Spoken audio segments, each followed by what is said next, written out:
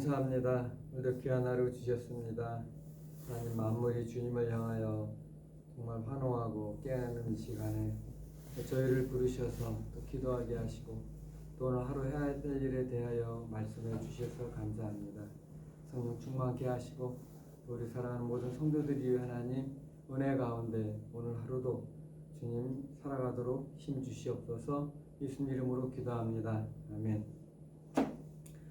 자, 우리 오늘의 말씀은 신명기 16장 18절부터 17장 13절까지 제가 읽겠습니다.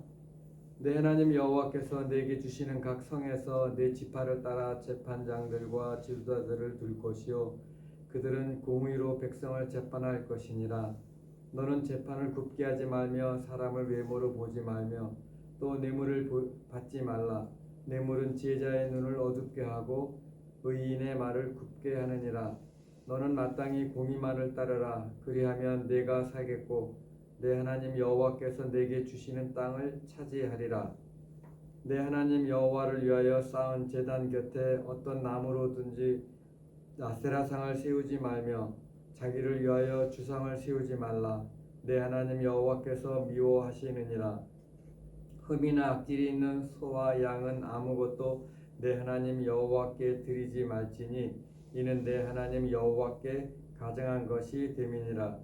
내 하나님 여호와께서 내게 주시는 어느 성 중에서든지 너희 가운데에 어떤 남자나 여자가 내 하나님 여호와의 목전에 악을 행하여 그 언약을 어기고 가서 다른 신들을 섬겨 그것에게 절하며 내가 명령하지 아니한 이롤 성신에게 절한다 하자.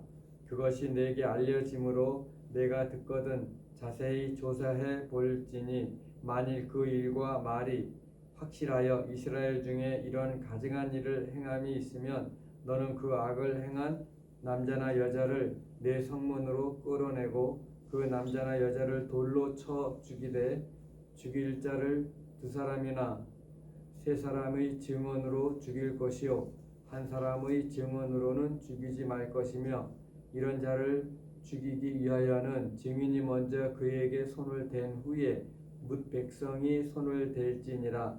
너는 이와 같이 하여 너희 중에서 악을 제할지니라. 내 성중에서 서로 피를 흘렸거나 다투었거나 굿다하였거나 서로 간에 고소하여 내가 판결하기 어려운 일이 생기거든 너는 일어나 내 하나님 여호와께서 택하실 곳으로 올라가서 레위 사람 제사장과 당시 재판장에게 나아가서 물으라.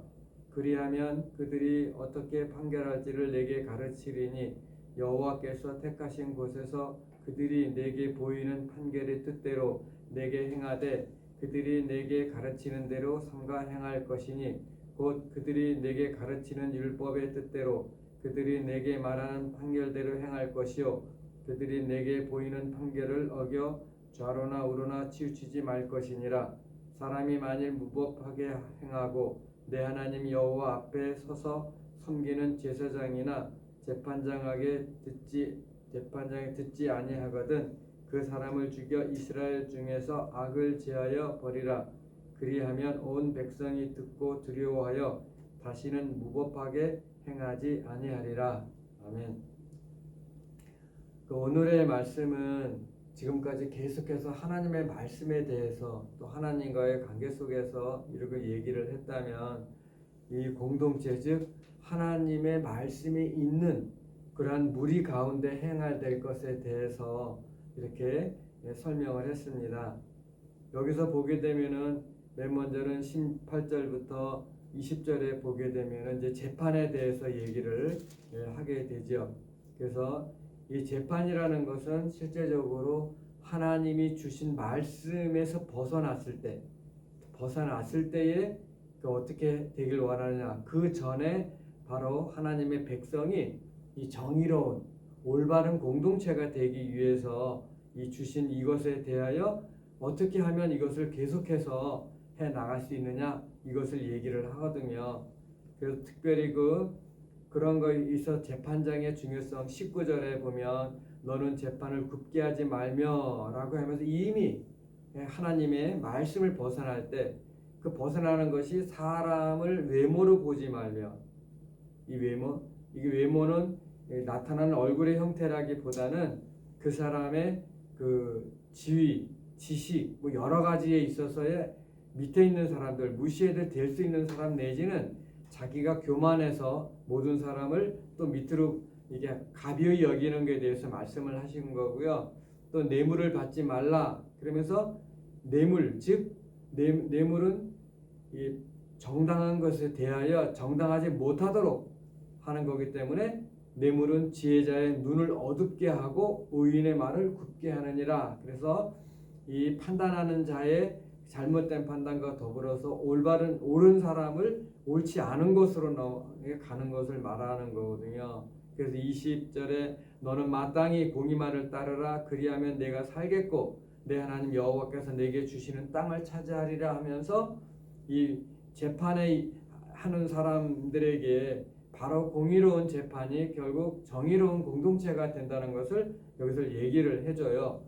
그러면서 이제 21절부터 22절은 우상을 세우지 마라 얘기한 게 뭐냐면 우상은 하나님보다 우선이 되는 것들을 말하는 거거든요. 그럼 이미 하나님보다 더 우선되는 것이 있게 되면 하나님의 말씀이 흔들리게 되고 하나님이 주신 기초가 흔들리는 게 되거든요. 그래서 바로 우상이 굉장히 위험한 거죠.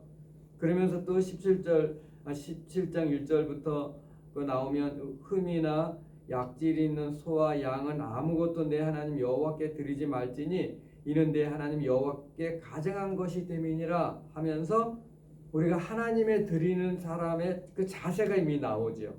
이미 그 마음에 하나님을 향한 마음이 흐트러졌을 때 최고의 것, 귀중한 것, 좋은 것을 드리는 게 아니라 흠이나 악질에 있는 소 사실 이것도 하나님을 벗어난 우상을 섬기는 우상에까지 이렇게 되지 않지만 이미 하나님을 벗어난 그의 행동을 드리는 행동인 것이요. 특별히 구약에 있어서는 이 제물은 하나님 앞에 나와서 죄를 정결케 하고 하나님과 가까워지고 또 다른 사람에게 죄진 것을 이걸 하나님 앞에 고백하면서 깨끗해 되는 과정인데 이미 흠이 있거나 악질이 있는 소와 양을 드린다는 것은 이 마음에 벌써 모양만 있을지어정 마음으로 떠난 것을 얘기를 하게 되지요.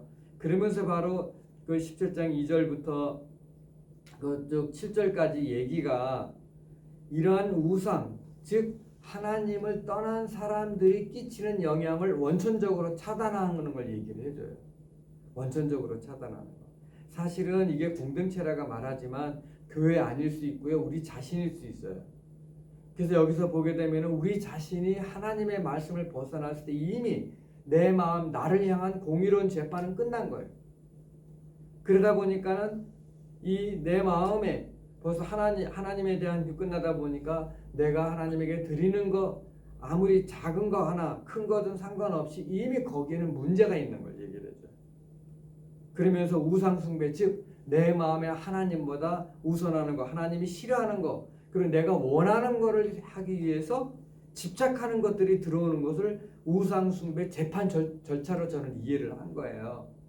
그래서 여기서 가혹하지만 죽여라. 그리고 이거에 대해서 이렇게 함으로 인해서 근본적으로 없애므로 너희 공동체의 악의 확산 내지는 영향받는 것을 없애라 그런 뜻이거든요. 그러면서도 또 8절부터 그 13절에 내려가게 되면 우리가 하나님 안에서 정말 올바로 살려고 애쓰고 또 교회가 사회의 빛과 소금이 되기 위해서 애쓰는 가운데서도 우리의 부족함으로 인해 가지고 재판이 이 불확실해지거나 또 서로 올바르게 하나님 앞에서 서려고 애쓰는 가운데 내 마음에 혼동이 있거든. 그 9절에 레위 사람 제사장 항상 하나님 앞에서 사는 사람들이에요. 제사장은 항상 이 성막을 떠나지 않아요. 하나님을 섬기고 하나님의 말씀을 듣고 하나님의 사람들에게 도움을 주는 사람 제사장이에요. 그 다음에 그때 당시에 또 재판장 이 부분은 그 모세가 그 지도자를 세울 때 10부장, 뭐 50부장, 100부장 막 그러한 거를 이도로 장인을 통해서 했던 형성된 그러한 어떤 조직 체계에 있어서의 옳고 그름에 대한 내부적인 그러한 이 걸러지는 그러한 거였거든요. 그래서 어쨌거나 여기에 대해서 그러한 재판장, 위임을 받은 재판장에서 물으라고 얘기를 한 거예요. 물으라고 얘기한 거예요. 즉 뭐냐면 우리가 하나님 앞에 살다 보면 당연히 헷갈리죠. 말씀이 부족해서 헷갈리기도 하고 감정이 들어와서 헷갈리기도 하고 또 정말 진짜 어떤 것이 옳은지 모를 때에 바로 그것이 그 11절에 곧 그들이 내게 가르치는 율법의 뜻대로라고 얘기해요. 율법의 뜻대로. 율법의 뜻대로.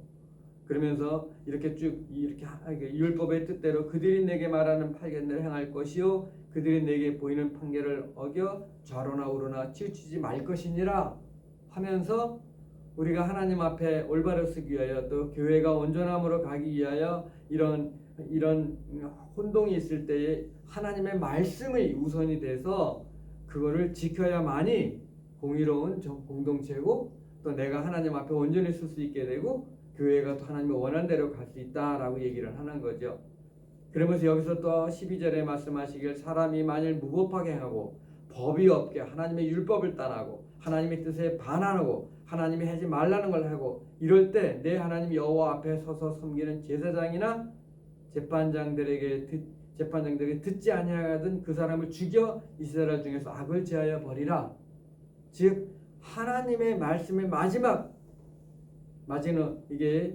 선이 하나님의 제사장, 이게 레위산 제사장이고 재판장이다 해서 교회 내에 하나님의 말씀을 맡은 자들과 그리고 질서 속에서 책임자들의 말에 대해서 철저하게 지켜져야 되는 걸 얘기를 하거든요. 그럼 이게 바로 교회뿐만 아니라 가정에서 또 개인에게서 또 내 자신이 내 육체의 소욕과 하나님의 뜻이 거스릴 때에 헷갈릴 때에 이유 불문하고 하나님의 말씀에 근거해서 조언하는 목사님이나 또 이게 조각장이나 아니면 가까이 있는 남편이나 아내 속에 그 말씀에 대해서 서 있는 사람의 얘기를 들을 때 우리 마음에 하나님이 주신 그러한 정의로움이 내 삶의 모든 영역에 함께 있다라고 저는 이제 오늘 신명기 16장 18절부터 17장 13절까지 얘기되는 거죠. 바로 하나님의 말씀이 우리 개인과 교회와 또 사회에 영향을 끼치기 위해서 우리 그리스도인들 향해서 하시는 이 말씀, 공의로운 하나님은 정의로운 사회고 그런 것을 이루기 위해서는 말씀이 되고 그것은 하나님보다 우선되는 것을 경계하고 그리고 나아가서는 바로 우선되는 그런 경계하는 가운데 기틀을 잡아지는 질서를 존중함으로 인해서 우리 개인과 또 우리 공동체 안에 공의로운 하나님이 다스리시고 또 우리 내부에 올바른 그러한 이 관계 형성이 될 수 있다 이렇게 생각을 합니다. 그래서 오늘도 우리가 닥치는 일이 참으로 많습니다.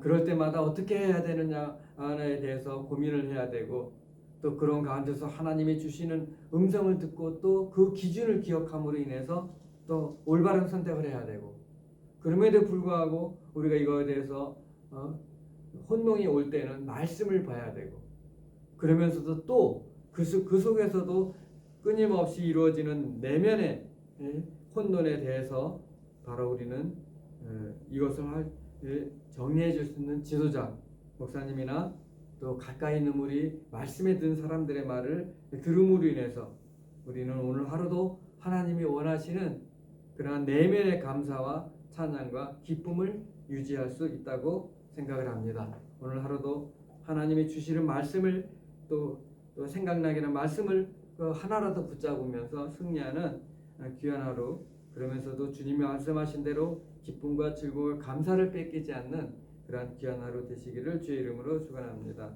기도하겠습니다.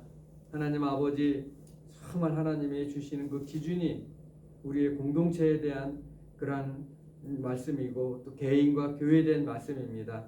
그러면서도 오늘 하루 나와 있는 저 자신과 또 주님의 말씀으로 살아가고자 하는 개인에게 주시는 그러한 말씀입니다. 하나님 오늘도 이 마음과 생각 속에 하나님의 말씀이 들어오고 또 이 말씀 가운데서 귀한 하루 감사한 하루 되도록 인도해 주시고 우리에게 닥쳐진 모든 상황과 여건 속에 승리하는 귀한 시간 되도록 축복해 주시옵소서. 예수님 이름으로 기도합니다. 아멘.